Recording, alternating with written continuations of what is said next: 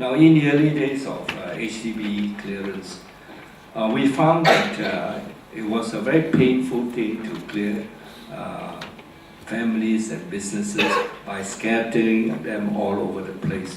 What we learned in detail in our walks around in the central area was that the system you saw in the early slide about the business community encroaching on the roads and so on,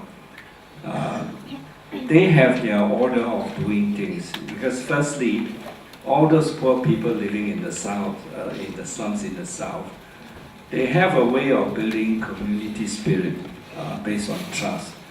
Many of the poor people working there, they will take goods on credit from all the small shopkeepers and so on, and they will only pay on payday. Implicit trust, no legal documents involved. And that worked very well, and everybody knew one another. So for instance, if you are a stranger walking there, everybody will know who you are and why you are there.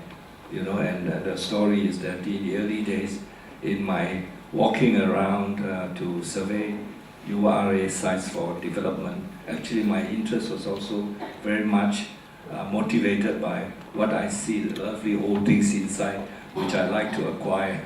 And the story goes that my friends would tell me, Alan, don't come too often because prices go down and people get very angry because it's a sign that it's going to be acquired. And sometimes they even warn me that be careful, this is gangster territory.